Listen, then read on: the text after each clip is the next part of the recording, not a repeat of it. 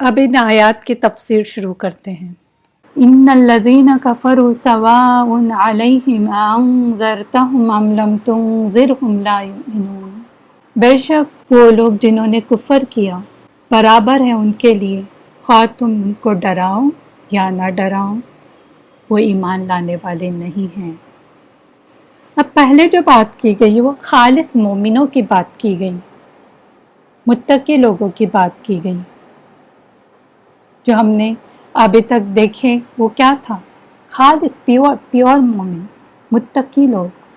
اور چند آیات یعنی 4 آیات تھی، الف لام میم کو چھوڑے باقی کی جو آیات آتی ہیں وہ متقی لوگوں کے بارے میں ہیں، خالص مومنوں کے بارے میں ہیں، صرف 4 آیات تھی، کیونکہ یہ کلیئر کٹ ہوتے ہیں، یہ کچھ چھپے چھپائے ہوئے نہیں رہتے، سامنے سامنے بول دیتے کہ ہم مومن ہیں، ڈرتے نہیں ہیں۔ تو ان کی بات جلدی فنش ہو گئی 4 آیات میں۔ اب آگے 2 آیت آتی ہے کافروں کے بارے میں، یہ بھی چھپے ہوئے نہیں ہوتے بلکہ کلیئر بتا دیتے کہ ہم ایمان نہیں لاتے، وہ کافر ہیں۔ تو یہ آپ دیکھیں گے کہ صرف 2 آیت کے اندر ہم فنش کریں گے۔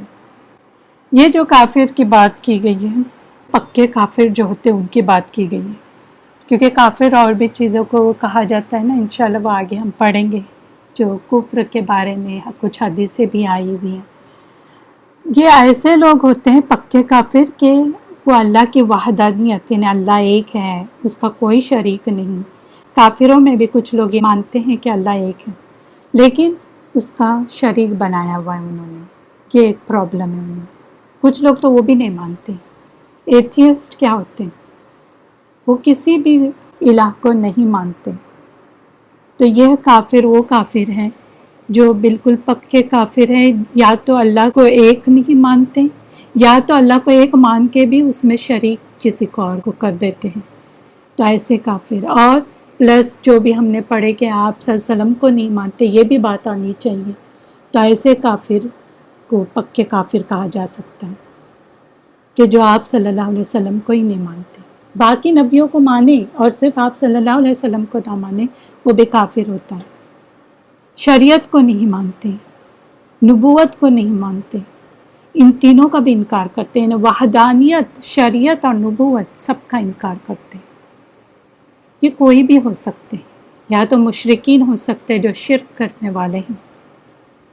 آپ نے دیکھا ہوگا کہ کچھ نیم مسلم بھی نعوذ باللہ انہوں نے آپ صلی اللہ علیہ وسلم کو اللہ کے درجے تک پہنچا دیا، اللہ کا درجہ دیا، کچھ ایسے نعتیں بنائیں جس میں انہوں نے کہا کہ آپ صلی اللہ علیہ وسلم ہی اللہ ہے، نعوذ باللہ، حالانکہ نام مسلمانوں کے نام ہے۔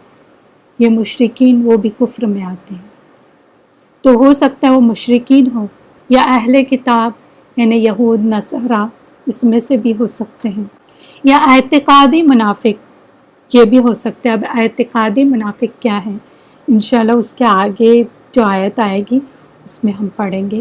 ان کے اندر ہی، دل کے اندر ہی منافقت چھپی ہوئی ہے، دل سے نہیں مانتے، صرف اوپر سے ایک لبادہ اوڑا ہوا ہے مسلمانوں کا، جس کو کہتے ہیں اعتقادی منافق، تو وہ بھی کفر میں آتے ہیں، وہ بھی کافر ہیں، کیونکہ وہ اندر سے ساری چیزوں کا انکار کرتے ہیں، بس اپنے مقاصد کے لیے، کچھ فائدوں کے لیے مسلمان بنے ہوئے یا کسی اور ریزن کے لیے، تو وہ بھی کافر میں آتے ہیں۔ اب کفر کسے کہتے ہیں؟ کفر پہلی بات ایمان کی ضد ہے۔ اس کے اگر لغوی معنی آپ دیکھیں گے تو اس کا مطلب یہ ہوتا ہے چھپا لینا یا ڈھانپ لینا، کسی چیز کو ڈھانپنا، کور، ٹو کور اٹ۔ ایون رات کو بھی کیا کہتے ہیں؟ کافر کہتے ہیں، کیونکہ رات ہر چیز کو ڈھانپ لیتی۔ سیکنڈ جو میننگ اس کی بتائی گئی ہے وہ ناشکری کے لیے بھی کفر کا ورڈ یوز کیا گیا ہے، یعنی اللہ کی جو نعمتیں ہیں اس کی ناشکری کرنا بھی کفر ہے۔ یہ کچھ حدیثوں سے ہمیں پتہ چلتا ہے۔ اس کی جو اصطلاحی معنی ہے، اپلائیڈ ڈیفینیشن جو ہے، وہ کوئی ایسا اعتقاد یعنی بلیف یا عمل یا قول، یعنی جو بات کرتے ہیں وہ قول، جو انسان کو دین سے خارج کر دے، باہر کر دے۔ اگر یہ چیز اگر وہ کرے، اگر یہ بلیف رکھے، اس طرح کے کچھ بلیف، یا ایسا عمل کرے یا ایسی کوئی بات کرے تو وہ اسلام سے خارج ہو جاتا ہے، تو وہ کفر میں آتا ہے۔ اب کفر کے بھی الگ الگ قسم ہیں۔ ہمارے یہاں ہر چیز ذرا کچھ فقہی ایشو بھی ہوئے تو کیا بولتے ہیں، یہ کافر ہے۔ پہلے کفر کو سمجھے، حالانکہ 2 آیت ہیں لیکن اس کو سمجھنا بہت ضروری ہے، کیونکہ آج کل جو ایک دوسرے کے اوپر مسلمانوں کو فتوے لگاتے ہیں نا، یہ کافر ہے وہ کافر ہے، تو کافر ایکچولی ہے کیا، اس کو اچھے سے سمجھنا ہوگا، تب جا کے ہم بول سکتے ہیں کہ کوئی بھی انسان کافر ہے یا نہیں ہے۔ کفر کے 2 قسمیں، ایک تو کفر اکبر ہے اور دوسرا ہے کفر اصغر۔ اکبر کا مطلب ہے بڑا، اصغر یعنی چھوٹا۔ کفر اکبر اگر کوئی کرتا ہے تو اس کا مطلب کیا ہے، یہ ایسا فاسد یعنی کرپٹ اعتقاد یا عمل یا قول جس کی وجہ سے انسان دین سے خارج ہو جاتا ہے۔ یعنی اگر ایسی کوئی چیز یہ جو کرے، کرپٹ چیزیں کرے، اگر ایسا ایمان لائے یعنی بلیف رکھے، کچھ کرپٹ بلیف یا کچھ عمل کرے یا کچھ ایسی بات کرے، تو انسان دین سے خارج ہو جاتا ہے اور وہ ہمیشہ جہنمی ہو جاتا ہے۔ وہ ہے کفر اکبر۔ دوسرا جو ہوتا ہے کفر اصغر۔ کفر اصغر کیا ہوتا ہے، انسان ایسا کوئی کام کرے جس سے اللہ کی ناشکری ہو، یعنی ایسا کچھ کام کر رہا ہے، عمل کر رہا ہے کہ جس میں ظاہر ہو رہا ہے کہ وہ اللہ کی ناشکری کر رہا ہے، تو دین سے خارج نہیں ہوگا، لیکن اس پر فاسق کا لفظ بولا جائے گا۔ اب کفر اکبر جو ہے، کفر اکبر کی کچھ قسمیں ہیں جو علماء نے بتائی ہوئی ہیں، میں 5 بتاؤں گی آپ کو۔ ایک تو ہے کفر تکذیب، جھٹلانا۔ دوسرا ہے کفر تکبر و انکار۔ تیسرا ہے اعراض کا کفر، اور چوتھا ہے کفر نفاق۔ 5واں ہے کفر شک و شبہ، یعنی کفر ظن بھی کہتے ہیں اس کو، گمان بھی کہتے ہیں۔ سب سے پہلے آتے ہیں کفر تکذیب پر۔ تکذیب جھٹلانے کو کہتے ہیں۔ یہ کون سا کفر ہے، اللہ تعالیٰ نے جن چیزوں پر ایمان لانا فرض قرار دیا ہے کہ اس پر ایمان لانا ضروری ہے، اس کے بغیر کوئی چارہ نہیں ہے، اگر کوئی ایمان نہیں لاتا تو پھر وہ کافر کہلائے گا۔ ہم نے جو ایمان مفصل بچپن میں پڑھا تھا، آمنت باللہ و ملائکتہ و کتبہ، وہی سب آئے گا کہ اللہ پر، فرشتوں پر، کتابوں پر، رسولوں پر، آخرت پر اور اچھی بری تقدیر پر۔ اس میں سے کسی بھی چیز کا، جو میں نے ایمان مفصل بتائی، اس میں سے کسی بھی چیز کا انکار کرنا یا جھٹلانا، حالانکہ وہ باتیں اس تک پہنچ چکی ہیں، اسے پتہ ہے کہ ان چیزوں پر مجھے پکا یقین رکھنا ہے، لیکن یہ پہنچنے کے بعد، یہ باتیں پہنچ گئی تو پھر اس کے بعد انکار کرنا، پھر وہ کفر میں آئے گا، جھٹلانے والے کفر تکذیب میں آئے گا۔ اس کا تعلق کیا ہے، دل سے، زبان یا عمل سے بھی ہو سکتا ہے، یعنی اعضاء سے بھی ہو سکتا ہے۔ کبھی کبھی باطنی طور پر علم ہونے کے باوجود حق کو ظاہری طور پر چھپانا اور اس کی اطاعت نہ کرنا بھی اس میں شامل ہے۔ یعنی اندر سے تو علم ہے آپ کو، لیکن ظاہری طور پر آپ چھپا رہے، اس کی اطاعت نہیں کر رہے۔ جیسے کہ یہودیوں نے کیا کیا، علم کے باوجود آپ صلی اللہ علیہ وسلم کا انکار کیا تھا نا۔ وہ تو اس طرح آپ صلی اللہ علیہ وسلم کو پہچانتے تھے جیسے کہ اپنے خود بیٹے کو پہچانتے، اتنا تھا ان میں، لیکن پھر کیا کیا، انہوں نے انکار کیا۔ اسی طرح جو چیزیں شریعت میں حرام ہیں اسے حلال جانیں، یا جو چیزیں حلال ہیں اس کو حرام کہیں، حالانکہ انہیں علم ہے کہ یہ حلال یا حرام ہے، پھر بھی اس کو جھٹلانا۔ پھر دوسری جو ہے کفر تکبر و انکار، جس طرح کہ ابلیس کا کفر تھا۔ ابلیس نے کیا کیا تھا، اللہ تعالیٰ نے جب کہا کہ آدم علیہ السلام کو سجدہ کرو، تو اپنے آپ کو آدم علیہ السلام سے بڑا سمجھ کر تکبر کی وجہ سے اس نے سجدہ کرنے سے انکار کیا، کہا کہ میں نہیں کرنے والا، کہ یہ جو آدم علیہ السلام ہے وہ تو مٹی سے بنے ہوئے اور میں تو آگ سے، نار سے بنا ہوا، تو اپنے آپ کو بڑی چیز سمجھاؤ، اور اس نے تکبر کیا اور اس نے جھٹلایا۔ تو یہ کفر تکبر و انکار ہے۔ اسی طرح فرعون جو تھا اس نے بھی تکبر کی وجہ سے موسیٰ علیہ السلام کی رسالت کا انکار کیا، اور کئی اگزامپل آپ کو ہسٹری میں ملیں گے، صرف یہی اگزامپل نہیں ہے۔ آج بھی اگر کوئی شخص غریب شخص ہو اور امیر شخص کو، رچ پیپل کو کہتا ہے کہ نماز پڑھے، تو وہ پھر تکبر میں آتا ہے کہ یہ اس کی ہمت کیسے ہوئی مجھے بولنے کی، میں نہیں پڑھنے والا، تم کیا کرتے دیکھتا ہوں۔ تو یہ کیا ہے؟ تکبر میں آ کے صرف وہ حقیر سا انسان بتا رہا ہے اس لیے اس کی بات نہیں ماننا، یہ صرف تکبر کی بنا پر ہے۔ تو یہ کفر تکبر و انکار ہے۔ تیسرا جو ہے کفر، وہ اعراض کا کفر، اعراض کرنا۔ سورہ الاحقاف آیہ نمبر 3 کا جو مفہوم ہے، اور کافروں کو جس چیز کی نصیحت کی جاتی ہے اس سے منہ پھیر لیتے ہیں، جس چیز کی بھی ان کو نصیحت کی جائے وہ اعراض کرتے ہیں، نہیں مانتے۔ نبی صلی اللہ علیہ وسلم جو کچھ لائے، جس نے بھی قولی طور پر یعنی منہ سے ہی کہہ دیا، اس میں اعراض آتا ہے، ڈائریکٹ کہہ دیا کہ مجھے نہیں ماننا ہے، اعراض کیا۔ مثلا جو یہ کہے کہ میں اس کی پیروی اور اتباع نہیں کرتا جو بھی آپ صلی اللہ علیہ وسلم لائے، نعوذ باللہ، یا پھر فعل کے ساتھ، فعل یعنی جو کام کرتے ہیں اس کے ساتھ اعراض کریں۔ مثلا نبی صلی اللہ علیہ وسلم جو حق لائیں اسے سننے سے اعراض کریں یا بھاگیں۔ آپ نے کبھی دیکھا ہوگا جیسے بچے حرکتیں کرتے ہیں نا، ویسے بھی کچھ کبھی بڑے بھی حرکتیں کرتے ہیں۔ جب حدیث سنائی جائے تو کیا کرتے ہیں؟ یا تو انگلیاں ڈال دیتے کانوں میں یا بھاگ جاتے، وہ اسے سن نہیں سکتے، ان کو سننا نہیں ہے۔ تو یہ کیا ہے؟ اعضاء کے ساتھ عمل نہ کرنا، اعراض کرنا۔ پھر کفر نفاق، کسی شخص کے دل میں ایمان نہ ہو اور وہ لوگوں کو دکھانے کے لیے ظاہری طور پر اللہ کی اطاعت کرے، یعنی ایمان تو نہیں ہے لیکن لوگ کیا بولیں گے اس لیے میں ان کے یہ مجلسوں میں جا رہی ہوں تو ان کے ساتھ نماز پڑھ لوں یا کچھ ایسی حجاب کر لوں۔ جیسے کہ ابن سلول جو تھا اور دوسرے منافق تھے، ان کا کفر نفاق تھا، حالانکہ نام مسلمانوں کے تھے، مسلمان بنے ہوئے تھے۔ تو کفر نفاق جو آتا ہے، منافقت یہ والی، وہ بھی کفر میں آتی ہے۔ پھر آتا ہے کفر شک و شبہ، اسی کو کہتے ہیں کفر ظن یا گمان۔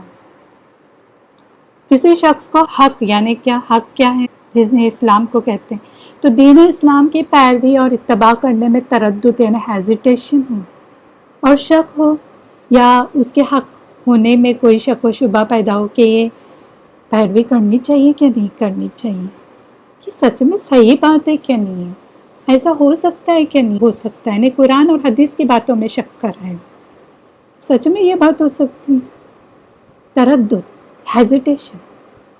جیسے کہ سورہ کہف آیہ نمبر 35 to 38 میں آتا ہے، ایک باغ والے کا قصہ ہے جس میں اس کا دوست باغ دیکھنے آیا تھا، اور جس کا باغ تھا وہ بہت پیسے والا تھا، امیر تھا، خوشحال ہمیشہ رہتا تھا۔ تو اس کے بارے میں آتا ہے، اس میں ہے کہ اور وہ اپنے باغ میں گیا جبکہ وہ اپنے اوپر ظلم کرنے والا تھا، اور کہنے لگا کہ میں خیال نہیں کرتا کہ یہ باغ جو ہے کبھی تباہ ہو جائے گا۔ صرف خیالی پلاؤ بولتے ہیں نا، وہ تھا اس کا، کہ مجھے نہیں لگتا کہ میرا باغ کبھی تباہ بھی ہو سکتا ہے، اتنا تو میں نے واٹرنگ کی ہوئی ہے، اتنا میں نے اس پہ محنت کی ہوئی ہے، مجھے نہیں لگتا میرا کبھی تباہ بھی ہوگا یہ باغ، اور میں خیال نہیں کرتا کہ کبھی قیامت قائم ہوگی۔ دیکھیے کتنی بڑی بات کر رہا تھا۔ جتنا پیسہ آتا ہے نا انسان، ضروری نہیں کہ سبھی، لیکن اکثر اچانک پیسہ آ جائے تو کبھی کبھی یہ چیزیں کر دیتا ہے۔ تو اس نے کہا کہ مجھے نہیں لگتا کہ قیامت بھی ہونے والی ہے، اس کا مطلب ایسے یہ مل گیا تھا میسج کہ قیامت آنے والی ہے۔ اور آگے کہنے لگا کہ اگر بالفرض میں کبھی اپنے رب کی طرف لوٹایا بھی جاؤں نا تو اس باغ سے بہتر ٹھکانہ پاؤں گا۔ اس میں یہ ایک تکبر بھی ایک جھلک رہی ہے اور شک و شبہ بھی ہے کہ ہوگا کہ نہیں ہوگا، اگر ہوا بھی تو ایسا ہوگا۔ یہ کیا ہے؟ شک ہے، ظن ہے، گمان ہے اس کا۔ تو اس کے ساتھی نے اس سے باتیں کرتے ہوئے کہا کہ کیا تو اس معبود سے کفر کرتا ہے جس نے تجھے مٹی سے پیدا کیا؟ یعنی آدم علیہ السلام پہلے ہے نا کریچر، تو اس نے پہلے تمہیں مٹی سے پیدا کیا، پھر نطفے سے، پھر تجھے پورا آدمی بنا دیا۔ لیکن میں تو عقیدہ رکھتا ہوں کہ وہی اللہ میرا رب ہے، میں اپنے رب کے ساتھ کسی کو شریک نہیں کروں گا۔ تو یہاں پر جو باغ والا تھا اس کو شک تھا، ظن تھا، گمان تھا کہ ہوگا، قیامت ہوگی، میں واپس جاؤں گا، یہ میرا باغ جو ہے وہ برباد ہوگا، چلے اگر گیا تو بھی کیا ہوگا آگے، مجھے اس سے اچھا ملے گا۔ یہ کیا ہے؟ شک، شبہ، گمان۔ اس باغ والے نے قیامت قائم ہونے اور اپنے رب کی طرف لوٹنے میں شک کیا۔ یہ شک بھی انسان کو دائرہ اسلام سے خارج کرتا ہے۔ تو ہمارے قول کیا ہے اس پہ بھی ہمیں نوٹ کرنے کی ضرورت ہے۔ ہم کبھی کبھی ایسے بات کر دیتے ہیں جو کفر میں آتے ہیں، انسان کافر بن سکتا ہے۔ تو پہلے بات کرنے سے پہلے سوچے کہ کیا بات کریں، اور اگر چھوٹے ہم سے کم درجے کے انسان نے بھی ہمیں کوئی نصیحت کی تو، اور خاص طور سے قرآن اور حدیث کے تھرو ہمیں کچھ سکھایا تو اس کو ریجیکٹ نہیں کرے، ڈرے اس سے۔ اس لیے نبی صلی اللہ علیہ وسلم جو کچھ لائے اس کے متعلق یقین ہونا ضروری ہے کہ وہ حق ہے، اور اس میں کسی بھی قسم کا شک و شبہ نہیں۔ جو بھی لائیں، ہمیں وہ سمجھ میں کبھی کبھی بات نہیں آتی کہ ایسا کیوں، ایسا کیوں، جو بھی ہے نہیں بھی سمجھ میں آیا ہم مانتے ہیں۔ اگر کوئی یہ کہتا ہے کہ نعوذ باللہ نبی صلی اللہ علیہ وسلم جو کچھ لائے وہ حق نہیں ہے، تو اس نے کفر شک، کفر ظن کا ارتکاب کیا۔ میں آپ کو کفر اکبر جو ہے اس کی ایک مثال صرف سمجھاؤں گی۔ اس سے اس کو ہم نوٹ نہیں کرتے۔ آج کل ٹی وی پروگرامز وغیرہ میں بھی دین کا مذاق اڑایا جاتا ہے، حوروں کا مذاق اڑایا جاتا ہے، حجاب کا، داڑھی کا۔ تو یہ کیا ہے؟ یہ کفر میں آتا ہے، اکبر کفر ہے یہ۔ دین کا مذاق اڑانا، اس کے بارے میں سنیں کہ اللہ کی آیات، اس کا مذاق اڑانا، فرشتوں کا، رسولوں کا مذاق اڑانا۔ ہمارے یہاں مجلسوں میں دیکھیں داڑھی کا کتنا مذاق اڑایا جاتا ہے۔ داڑھی والے مولوی چلیں، کسی نے اپنے دوست نے داڑھی بڑھا دی ہے، دیکھو مولوی بن گیا، کسی نے پردہ کیا اس کا مذاق اڑایا کہ یہ کیا ہے، تم کو بند کر کے رکھا گیا ہے۔ میرے خود ایک اسٹوڈنٹ کہتی ہیں، وہ بہت رچ فیملی میں سے تھی، تو انہوں نے کچھ لیکچرز کسی کے سنے تو انہوں نے حجاب کرنا، وہ بھی حجاب ایسا کہ نقاب وغیرہ وہ پہننا شروع کیا۔ تو ان سے ان کے جو رشتہ دار ہیں وہ کہنے لگے کیا بات ہے، تم ابھی ہمیں بتاؤ تمہارے شوہر نے کیا ظلم کیا ہے تمہارے اوپر، ہم ان سے بات کرتے یہ سب چیزیں نہ کرو، یہ کیا ہے پردے میں رہنا۔ تو انہوں نے کہا میرے ہسبینڈ نے کبھی مجھے یہ بات کہی بھی نہیں کہ تم حجاب تک کرو، میں نقاب تو الگ بات، لیکن انہوں نے کبھی مجھے حجاب کرنے کا بھی نہیں کہا، لیکن میرے دل میں وہ بات آئی کہ یہ صحیح ہے، تو اس کا مذاق اڑانے لگی۔ ایک عورت کہہ رہی تھی کہ جب میں نے ایسے حجاب کے بارے میں ان کے گاؤں میں کیسے وہ رہتی ہیں، پردہ کرتی ہیں یا نہیں کرتی ہیں، تو کہتی ہیں کہ میرے ہسبینڈ کہتے ہیں کہ پردہ نہیں کرو، ایسا لگتا ہے کہ کوئی ڈاکو آ گیا ہے، نعوذ باللہ نعوذ باللہ۔ اور یہ مسلمان، پردوں کا مذاق، داڑھی کا مذاق، دین کا مذاق، کس طرح سے مذاق اڑا رہے ہیں۔ آپ ٹی وی پروگرامز میں دیکھو، روحوں کی جو جنت کی حوریں ہوں گی اس کا مذاق اڑایا جا رہا ہے، اور لوگ مزے سے دیکھتے ہیں، ان کی کیسٹیں خریدتے ہیں، دوسرے کنٹری سے لے کے آتے ہیں، منگاتے ہیں کہ فلاں کے جو جوک سے بہت اچھے ہوتے ہیں۔ یہ کیا ہے؟ مذاق اڑانا، یہ کفری عمل ہے، کفری عمل۔ ایسی محفلوں میں بیٹھے بھی نہیں۔ اگر آپ کے بھی گھر میں کوئی ایسی اس طرح سے مذاق اڑا رہا ہے، اٹھ کے جائیں، کیونکہ قرآن نہیں آتا ہے سورہ نساء آیہ نمبر 140 میں، اور اس اللہ نے کتاب یعنی قرآن میں تم پر یہ حکم نازل کیا ہے کہ جب تم سنو کہ کسی جگہ، کسی مجلس میں اللہ کی آیات کا انکار کیا جا رہا ہے، ان کا مذاق اڑایا جا رہا ہے، تو ایسے لوگوں کے ساتھ تم نہ بیٹھو جب تک وہ کسی اور بات میں مشغول نہ ہو، بزی نہ ہو، ورنہ تم بھی انہی میں سے ہو جاؤ گے۔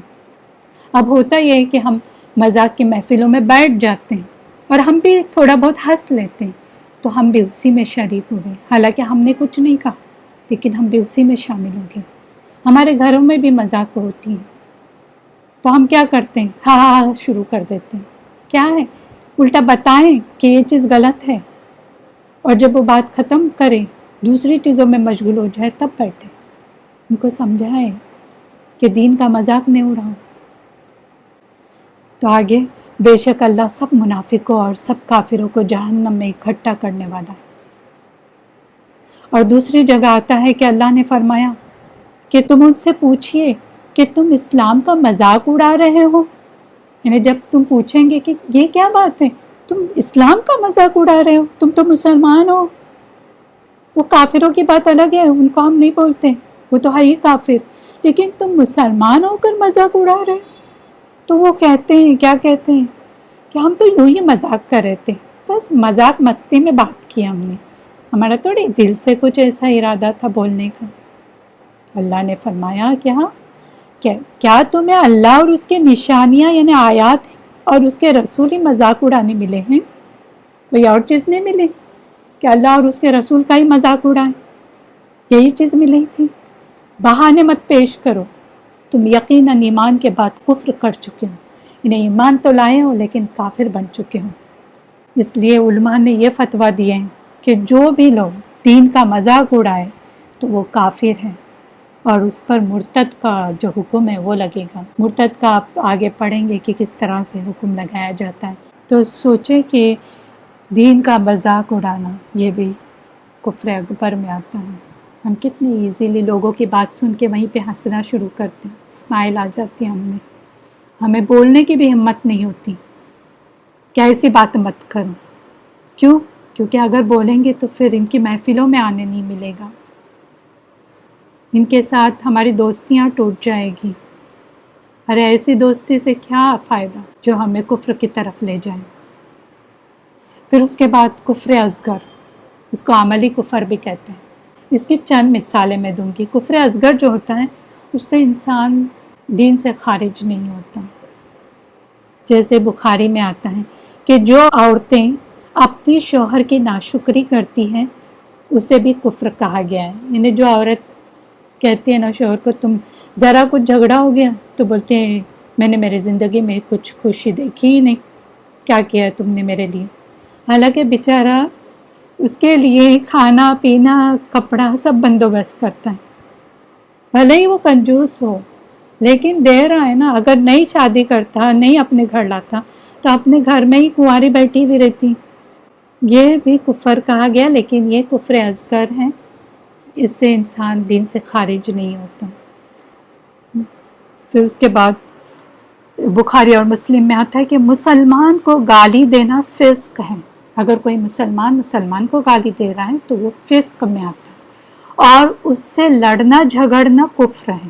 تو یہ کفر، اس کا مطلب یہ نہیں کہ وہ کافر ہو گیا، اس کو چلو مرتد ہو گیا یا کچھ ایسے فتوے لگائیں، نہیں، یہ عملی کفر ہے، کفر اصغر ہے۔ تو اس سے بھی بچنا چاہیے۔ اس کا مطلب یہ نہیں کہ خارج نہیں ہوتا تو وہ چیزیں ہم کرنے لگیں۔ تیسری اگزامپل، آپ صلی اللہ علیہ وسلم نے فرمایا کہ میرے بعد کفر کی طرف نہ لوٹ جانا کہ ایک دوسرے کی گردن مارنے لگو۔ یہ بخاری کی روایت ہے کہ میں اس دنیا سے جانے کے بعد یہ نہ ہو کہ ایک دوسرے کی قتل غارت شروع کر دیں، جو آج ہو رہا ہے، مسلمان کو مار رہا ہے اور حقیر فائدے کے لیے مار رہا ہے۔ تو اس میں بھی یہ آیا ہے کہ کفر، تو ایک دوسرے کو قتل کرنا بھی کفر کہا گیا ہے، کفر اصغر میں آتا ہے۔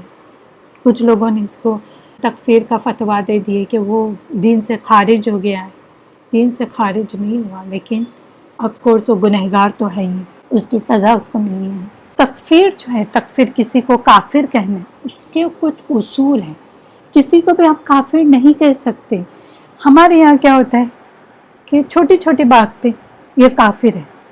اگر کسی انسان سے کوئی کفریہ عمل یا قول، کوئی بھی بات ہو جائے ایسی کہ وہ کفریہ ہو، کوئی بھی عمل کر رہا ہے، کام کر رہا ہے یا کوئی بات کر رہا ہے، اور اس کے پاس ان رکاوٹوں میں سے کوئی ایک رکاوٹ ہو جو ابھی میں بتانے والی ہوں، اس میں سے کوئی ایک رکاوٹ ہو تو اس پر کفر کا فتویٰ نہیں لگایا جائے گا۔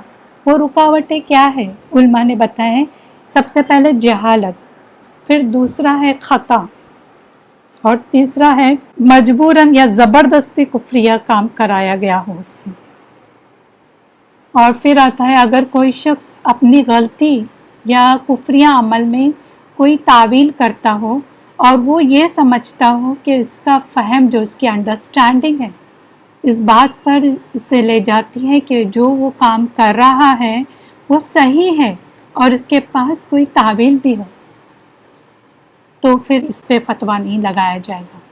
پھر پانچویں چیز انہوں نے بتائی ہے کہ اگر کوئی عاجز ہو، انکیپیبل ہو، تو فتویٰ کفر کا نہیں لگایا جائے گا۔ اب ایک ایک کر کے دیکھتے ہیں کہ کیا چیز ہے۔ پہلی بات جہالت۔ اگر کوئی کفریہ کام یا قول، جو بات ہے، وہ لا علمی کی وجہ سے ہو جائے، یعنی لا علمی میں اسے پتہ نہیں تھا کہ یہ بھی کفریہ عمل ہے یا کفریہ بات ہے، اور اس نے لا علمی میں کر دیا، جس کا اسے علم نہ تھا کہ اگر میں یہ کام کروں یا یہ بات کروں تو میں اسلام سے خارج ہو جاؤں گا یا میں کافر شمار ہو جاؤں گا، تو اس لا علمی یا جہالت کی وجہ سے اس پر کفر کا فتویٰ نہیں لگایا جائے گا۔ اس کا مطلب یہ نہیں کہ پھر ہم تعلیم ہی حاصل نہیں کریں، اس لا علمی یا جہالت کی وجہ سے اس پر کفر کا فتویٰ نہیں لگایا جائے گا۔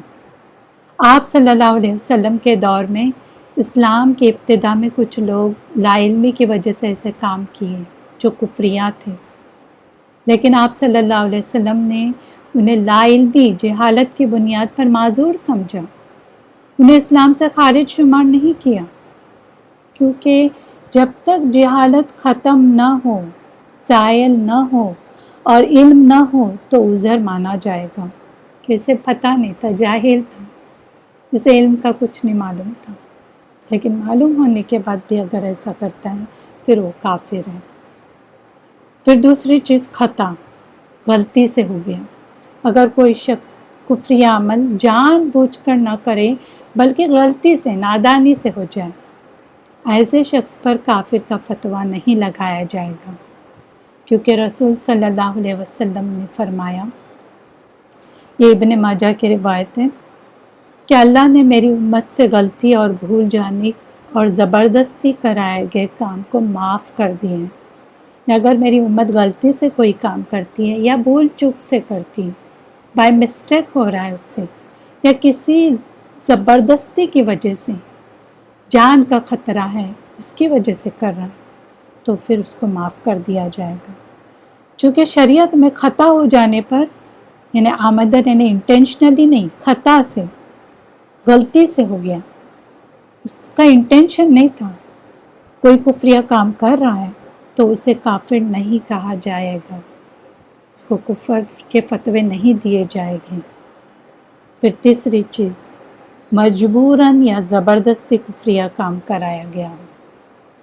اگر کسی شخص سے کفریہ کام اس کی خوشی سے نہیں بلکہ زبردستی کروایا گیا، اس پر بھی کفر کا فتویٰ نہیں لگایا جائے گا۔ جیسے گن رکھ دی اس کے سر پہ اور کہا گیا کہ اگر تم نے یہ کفریہ کلمات نہیں کہے تو ہم تمہیں ختم کر دیں گے، اس طرح سے کچھ ہو گیا، زبردستی اس سے کہلوایا گیا، تو اس پر بھی کفر کا فتویٰ نہیں لگایا جائے گا۔ ہمارا دین کتنا آسان دین ہے۔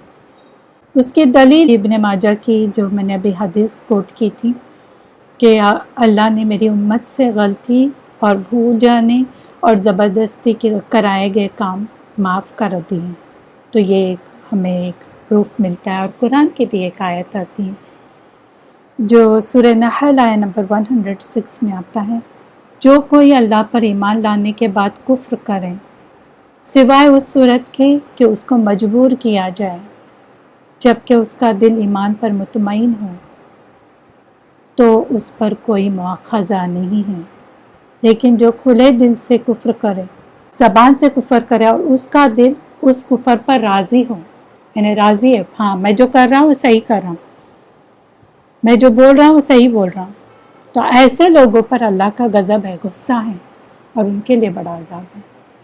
تو یہ بات آپ کو پتہ چلنی چاہیے کہ اس آیت سے کہ اگر کسی پہ زور زبردستی کی گئی، اب اس کے دل میں وہ چیز نہیں ہے، وہ سمجھ رہا ہے کہ یہ غلط ہے، اور سچ میں جو میں بول رہا ہوں وہ غلط چیز بول رہا ہوں، صرف میں اپنی جان بچانے کے لیے بول رہا ہوں، اور دل میں بھی اس کو کھٹک رہا ہوں کہ کیوں میں نے ایسا بولا، نہیں بولنا چاہیے تھا، یہ غلط چیز ہے، تو پھر یہ کفر میں نہیں ہے۔ اس لیے جو شخص مجبوری میں ایسے کلمات کہے جو کفریہ ہیں، اسے کافر نہیں کہا جائے گا، اس کو کافر کا فتویٰ نہیں دیا جائے گا۔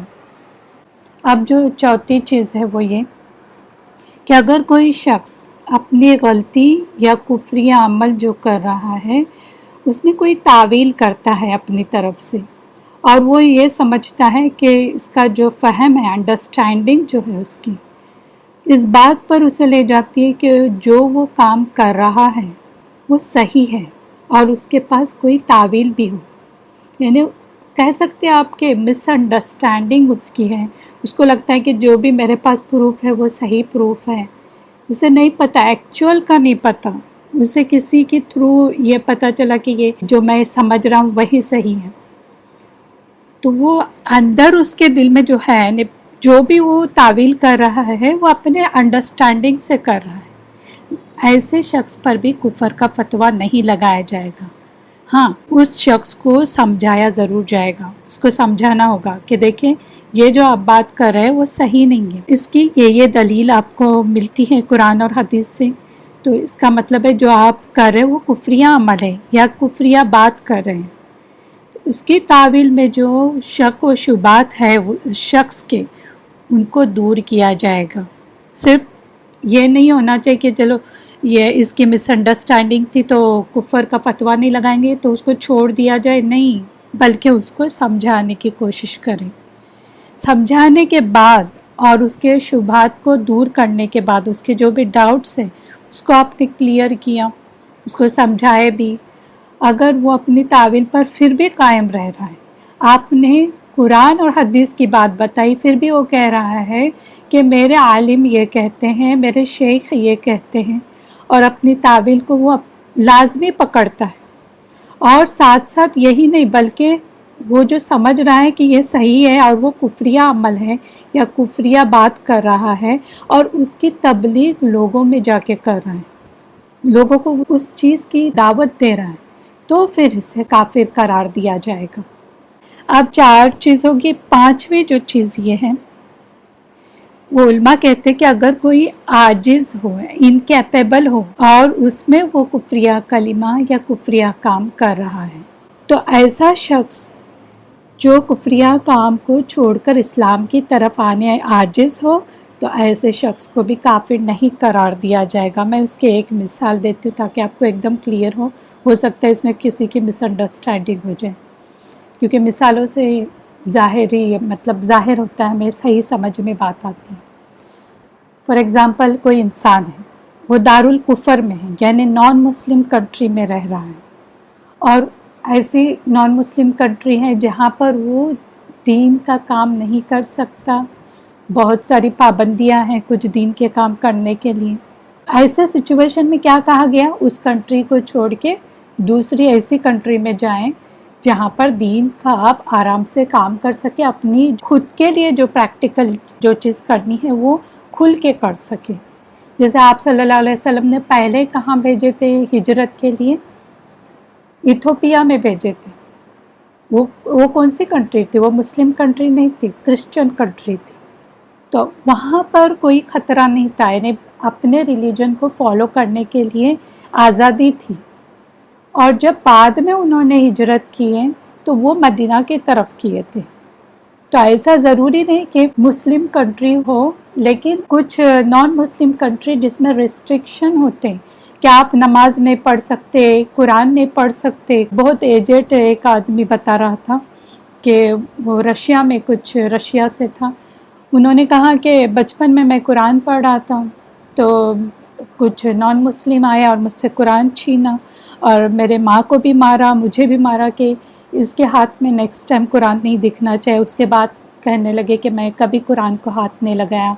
تو بعد میں انہوں نے دیکھا کہ کوئی امام نماز پڑھا رہا تھا تو رونے لگے، اور انہوں نے یہ سب سٹوری بتائی کہ ایسا ایسا میرا بچپن میں میرے ساتھ ہوا، تو اس امام کو دیکھ کے مجھے رونا آ رہا ہے۔ ایسے جو کنٹری ہوتے ہیں جہاں پر قرآن پڑھ رہا ہے، انسان گھر میں پڑھ رہا ہے، اس پر بھی پابندی تھی، تو ایسے کنٹری میں نہیں رہنا چاہیے بلکہ دوسری جگہ ہجرت کرنی چاہیے۔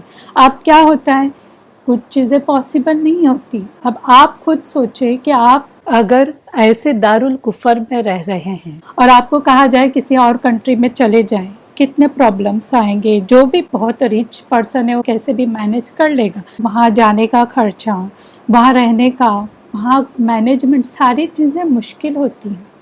تو ایسے لوگوں کو کافر نہیں کہا جائے گا۔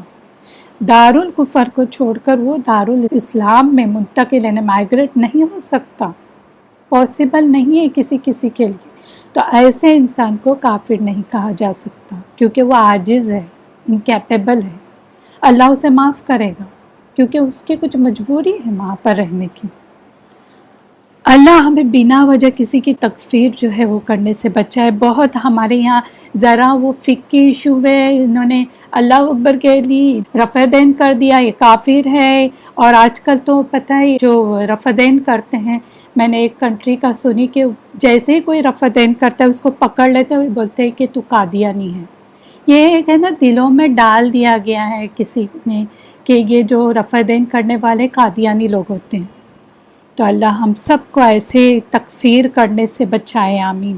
آپ صلی اللہ علیہ وسلم نے فرمایا، آپ دیکھیں یہ بخاری کی حدیث ہے، غور سے سنیں، بہت زیادہ ڈراوے والی ہے۔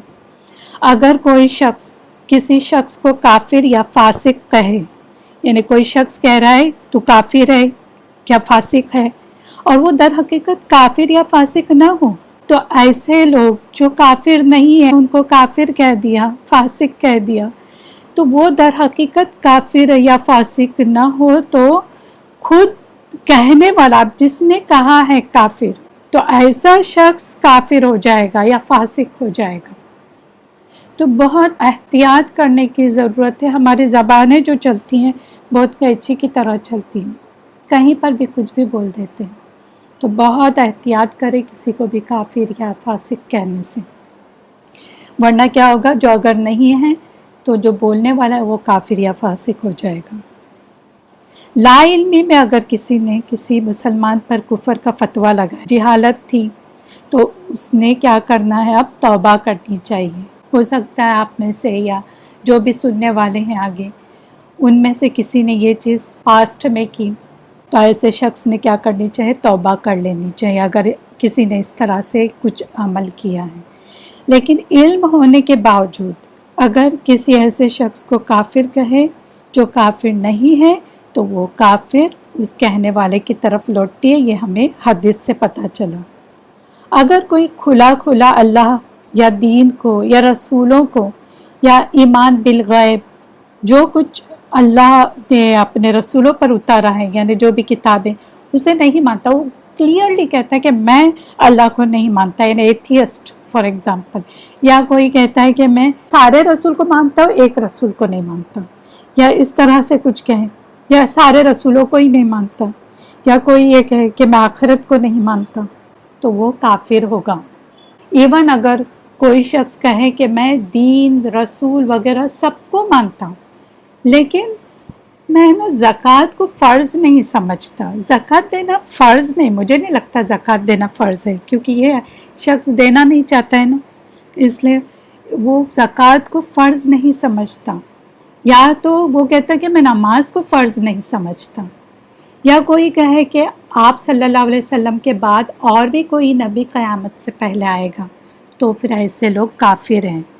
یہ بات الگ ہے کہ اگر کوئی شخص زکوٰۃ اس لیے نہیں دے رہا ہے کہ وہ کنجوس ہے یا کچھ ایسا، یا نماز سستی کے مارے نہیں پڑھا ہے، لیکن اسے پتہ ہے یہ فرض ہے اور بول بھی رہا ہے کہ میرے لیے دعا کرو، ہم جب بولتے ہیں تو بولتے ہیں ہاں میرے لیے دعا کرو، تھوڑی سستی آتی ہے، تو یہ الگ بات ہے، یہ کافر میں نہیں آئے گا۔ لیکن جو شخص کھلا کہہ رہا ہے کہ مجھے نہیں لگتا یہ فرض ہے، اور کچھ لوگوں نے یہ بھی کہا ہے باقاعدہ، میں نے کسی سے سنا کہ ان کی ساس ان کو کہتی تھی کہ جو گناہ کرتے ہیں نا وہ نماز پڑھتے ہیں، ہم تو گنہگار نہیں ہیں نا، تو ہم کیوں نماز پڑھیں؟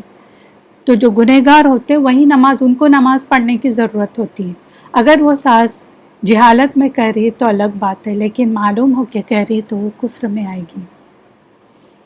مسلمہ کذاب نے صرف اتنا ہی کہا تھا، کیا کہا تھا؟ کہ میں رسول ہوں، یعنی کیا؟ آپ صلی اللہ علیہ وسلم کے بعد میں رسول ہوں۔ صرف اتنی بات اس نے ایکسٹرا کہی تھی، اور اس کے علاقے میں اذانیں وغیرہ سب ہوتا تھا، نمازیں بھی، باقی دین کی چیزیں، یہ سب وہ ان کے علاقے میں ہوتی تھیں، لیکن صرف ایک بات اس نے کہا تھا کہ میں رسول ہوں، یعنی آپ صلی اللہ علیہ وسلم کے بعد، یعنی قادیانی کی طرف، قادیانی آتے ہیں لوگ۔ تو کیا ہوا تھا اس وقت؟ ابو بکر رضی اللہ عنہ نے اس سے جنگ کی، کیونکہ اس نے کیا کیا؟ رسول صلی اللہ علیہ وسلم کو آخری نبی ماننے سے انکار کیا۔ اب دیکھیں، جب کوئی آپ صلی اللہ علیہ وسلم کو آخری نبی ماننے سے انکار کرتا ہے، اس کا مطلب کیا ہے؟ وہ قرآن اور حدیث کا انکار کر رہا ہے، کیونکہ قرآن میں بھی کیا آتا ہے کہ آپ صلی اللہ علیہ وسلم آخری نبی ہیں، اور حدیثوں سے بھی ثابت ہے۔ جنگ یمامہ جب ہوئی تھی تو اس کو مارا بھی گیا، تقریباً 700 حافظ جو تھے قرآن کے حافظ، وہ بھی اس جنگ میں شہید ہو گئے تھے۔ صرف اس نے کہا کہ میں نبی ہوں، حالانکہ باقی تمام دین کا کام کر رہا تھا۔ اسی طرح آج کل بھی کچھ لوگ ایسے ہیں جو دین کے سارے کام کرتے ہیں، آپ دیکھیں گے تو چونک جائیں گے، ماشاءاللہ ہمارے سے بھی اچھے یہ ریلیجیس دکھتے ہیں، بہت زیادہ فالوور دکھتے ہیں، لیکن کسی شخص کو آپ صلی اللہ علیہ وسلم کے بعد نبی بھی تسلیم کرتے ہیں، یہ کافر ہے۔ جیسے آج کل قادیانی احمدی جو کہتے ہیں وہ لوگ، ان لوگوں سے آپ ملیں گے نا تو اتنی میٹھی باتیں کرتے ہیں، اور ایسا لگتا ہے کہ ان کی طرح کوئی نہیں، ریلیجیس کوئی نہیں، اور آپ کو دعوتیں بھی کریں گے۔ خاص طور سے یہاں تو نہیں ہوتا، لیکن جیسے امریکن یا یورپین کنٹری میں ایسے لوگ بہت زیادہ ہیں، کیونکہ جب ہم نے پروف کیا کہ یہ مسلمان نہیں کافر ہیں، تو جو نان مسلم تھے ان کے بہت بڑے سپورٹر بنے۔ اب آپ دیکھیں گے کہ جو یورپین امریکن کنٹری میں ان کا روب بہت زیادہ ہے، ان کو بہت زیادہ ڈیمانڈ دی جاتی ہے۔ تو یہ جو قادیانی آپ کو بلائیں گے، گھر میں انوائٹ کریں گے، دعوتیں بھی کریں گے، بہت سجایا ہوا ان کا ٹیبل رہے گا، بہت پیار سے بات کریں گے، لیکن آپ ان کے گھر میں جا کے اندر دیکھیں گے تو وہاں پر آپ کو مرزا غلام قادیانی کا پوسٹر ملے گا، یا اس کی تصویر لٹکی ہوئی ہوگی، تو وہ مرزا غلام قادیانی کو رسول سمجھتے، آپ صلی اللہ علیہ وسلم کے بعد، نعوذ باللہ یہ کافر ہیں۔ اور ان کے بہت سارے سپورٹر آپ کو ملیں گے، جو بھی قادیانی ہیں ان کو بہت زیادہ یورپ اور امریکہ میں سپورٹ کیا جاتا ہے۔ آپ صلی اللہ علیہ وسلم نے کھلے الفاظ میں کہا تھا کہ میرے بعد کوئی نبی نہیں، اور یہ بخاری اور ترمذی اور دوسری بھی حدیثوں میں آتا ہے، حدیث کی بات ہے یہ، میرے بعد کوئی نبی نہیں، ڈائریکٹ کہہ دیا، اب اس میں کیا شک باقی رہتا ہے؟ اور قرآن میں بھی واضح ہے کہ نبی صلی اللہ علیہ وسلم آخری نبی ہیں۔ محمد صلی اللہ علیہ وسلم تمہارے مردوں میں سے کسی مرد کے باپ نہیں، یہ بھی آتا ہے۔ دیکھیں وہ جو سورہ احزاب ہے نا، آیت نمبر 40، اس کے اندر آتا ہے کہ محمد صلی اللہ علیہ وسلم تمہارے مردوں میں سے کسی مرد کے باپ نہیں ہیں، یعنی کسی کے مرد کے باپ نہیں ہیں، کیونکہ ان کے بیٹے نہیں بچے نا، تو وہ بھی بات آئی، اور بلکہ وہ اللہ کے رسول اور خاتم النبیین ہے۔ خاتم النبیین یعنی سلسلے انبیاء کے ختم کرنے والے، جو سلسلہ چل رہا تھا انبیاء کا وہ ختم کرنے والے، یعنی آخری نبی ہیں، یہ بات آئی ہے کلیئرلی۔ اب خاتم کا مطلب وہ لوگ نے، جو قادیانی لوگوں نے یہ کیا انگوٹھی سو اس کی الگ الگ اپنی طرف سے تعویل کی ہوئی ہیں، تو جس کو نہیں ماننا ہوتا ہے وہ کسی طرح اپنی طرف سے تعویل کرتے ہیں۔ تو قرآن و حدیث میں کلیئرلی ہونے کے باوجود ایسے لوگ اپنی طرف سے تعویلیں کر کے خاتم النبیین کا انکار کرتے ہیں، تو ان کو آپ کہہ سکتے ہیں کہ یہ کافر ہیں، نہ کہ فقہ ایشو میں کچھ یہاں وہاں ہو جائے تو اسے کافر کہنا لگے۔ اگر کوئی رسولوں میں سے کسی ایک رسول کا بھی انکار کرتا ہے، سب کو مانتا ہے، فار ایگزامپل پروفٹ صلی اللہ علیہ وسلم کو نہیں مانتا، یا عیسیٰ علیہ السلام کو نہیں مانتا تو بھی وہ کافر ہوگا۔ کوئی اگر زکوٰۃ نہیں دیتا تو ڈائریکٹ اس پر آپ فتویٰ نہیں لگا سکتے کہ وہ کافر ہے۔ اگر وہ شخص زکوٰۃ کو فرض نہیں سمجھتا تو اس پر فتویٰ لگے گا کفر کا۔ لیکن تکفیر کے اصول کو مد نظر رکھتے ہوئے پہلے دیکھیں جو میں نے آپ کو پوائنٹس بتائی، جہالت وغیرہ، یہ تو نہیں ہے، اس کی وجہ سے تو نہیں یہ چیز کر رہا ہے، تو پہلے وہ دیکھا جائے گا۔ اگر وہ شخص کنجوسی کی وجہ سے زکوٰۃ نہیں دے رہا ہے تو اس پر کفر کا فتویٰ نہیں لگے گا۔ ہاں وہ گناہ کا ارتکاب کر رہا ہے لیکن کافر نہیں ہے، گنہگار ہے وہ۔ ایمان جو ہے نا وہ دل، زبان اور اعضاء یعنی جوارح بولتے ہیں نا، عمل اس سے اقرار کا نام ہے۔ لیکن اگر کوئی ان میں سے کسی ایک چیز سے بھی انکار کرے تو وہ مومن نہیں ہے، وہ مومن نہیں ہو سکتا۔ اب دیکھیں کچھ ایگزامپل میں دیتی ہوں کہ دل اور زبان دونوں سے انکار کسی نے کیا، جیسے فرعون جو تھا اس نے دل سے بھی انکار کیا اسلام کا اور زبان سے بھی ڈائریکٹلی کہتا تھا۔ پھر دل سے اقرار لیکن زبان سے انکار، دل میں اقرار تھا کہ ہے، دین ہے، اللہ ہے، رسول ہے، سب ہے، لیکن زبان سے انکار تو کون تھا؟ ابو جہل یا ابلیس کو بھی پتہ تھا دین کا، وہ تو بہت زیادہ عبادت گزار بھی تھا، تو دل سے تو اقرار تھا کہ اللہ ہے، اللہ کی عظمت کو بھی پہچانتا تھا، لیکن زبان سے انکار کیوں؟ انا کی وجہ سے، تکبر کی وجہ سے۔ تو ابلیس، ابو جہل اس کیٹیگری میں آتے ہیں۔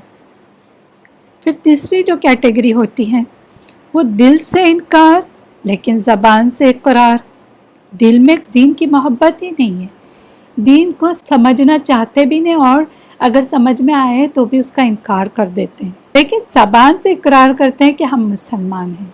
وہ ہے منافق، جس میں عبداللہ بن ابی آتا ہے۔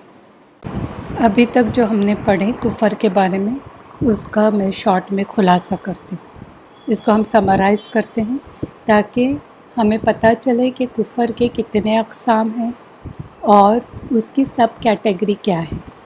سب سے پہلے کفر کی جو مین اقسام ہیں وہ دو ہے، ایک تو کفر اکبر اور دوسرا ہے کفر اصغر۔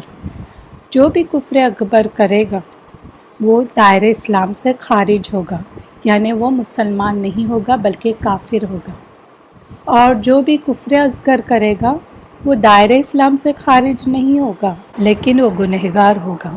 کفر اکبر کی جو قسمیں ہیں وہ ہم نے پڑھی کہ 5 ہیں۔ سب سے پہلے کفر تکذیب کا مطلب کیا ہے؟ جھٹلانا۔ پھر ہم نے پڑھا کہ کفر تکبر و انکار، تکبر کی بنا پر کفر کرنا۔ تیسرا ہم نے پڑھے تھے وہ کیا تھا؟ اعراض کا کفر۔ پھر چوتھا جو ہم نے پڑھا تھا وہ کفر نفاق، اور 5واں تھا کفر شک و شبہ، اسے کفر ظن بھی کہتے ہیں یا گمان کہتے ہیں۔ تکفیر کے کچھ اصول ہیں، یعنی اگر کسی کو کافر کہنا ہے تو اس کے کچھ اصول آتے ہیں۔ اس میں یہ دیکھا جائے گا کہ کفریہ جو بات کر رہا ہے وہ، یا کوئی کفریہ جو عمل کر رہا ہے وہ یا تو جہالت کی وجہ سے تو نہیں کر رہا، یا خطا سے، غلطی سے کر رہا ہے، یا مجبوراً زبردستی یہ کفریہ کام کر رہا ہے، کسی نے اس کو مجبور کر دیا، کوئی دھمکی دے دی، جان کا اس کے خطرہ ہے اس لیے تو نہیں کر رہا ہے۔ یا اگر کوئی شخص اپنی غلطی یا کفریہ عمل میں کوئی تعویل کرتا ہے اور وہ یہ سمجھتا ہے کہ اس کا جو فہم ہے، انڈرسٹینڈنگ ہے، اس بات پر اسے لے جاتی ہے، یعنی اس کی جو انڈرسٹینڈنگ ہے اسے اس بات پر لے جاتی ہے کہ وہ جو کام کر رہا ہے یا وہ جو بات کر رہا ہے وہ صحیح ہے اور اس کے پاس کوئی تعویل بھی ہے، تو پھر اسے کفر کا فتویٰ نہیں لگایا جائے گا۔ پھر 5ویں چیز یہ ہے کہ اگر کوئی عاجز ہے، انکیپیبل ہے، تو بھی اس پر کفر کا فتویٰ نہیں لگایا جائے گا۔ جو میں نے اگزامپل آپ کو دی تھی دارالکفر والی، کہ وہ دارالکفر سے یعنی نان مسلم کنٹری سے نہیں نکل سکتا، اور وہاں پر اس کو نان مسلم کنٹری میں پابندیاں ہیں اسلام کو فالو کرنے کی، تو پھر اس پر بھی کفر کا فتویٰ نہیں لگایا جائے گا۔ اور لاسٹ میں ہم نے پڑھے تھے کہ ایمان جو ہے وہ دل، زبان اور اعضاء یعنی عمل سے اقرار کا نام ہے، لیکن اگر کوئی ان میں سے ایک بھی چیز سے اس کا انکار کرتا ہے، کسی ایک چیز سے بھی انکار کرتا ہے، تو وہ مومن نہیں کہلائے گا۔ اور اس کی ہم نے 3 کیٹیگری دیکھی تھی کہ دل اور زبان دونوں سے انکار، دوسری جو کیٹیگری ہم نے دیکھی تھی وہ دل سے اقرار لیکن زبان سے انکار، اور جو تیسری ہم نے کیٹیگری دیکھی تھی وہ دل سے انکار لیکن زبان سے اقرار۔ تو یاد رکھیں کہ کسی کو بھی بنا وجہ کافر نہیں کہا جائے گا، اگر اس میں کفر نظر آ رہا ہے اور یہ چیزیں یہ اصول کو بھی یاد رکھے تو پھر وہ کافر کہلائے گا۔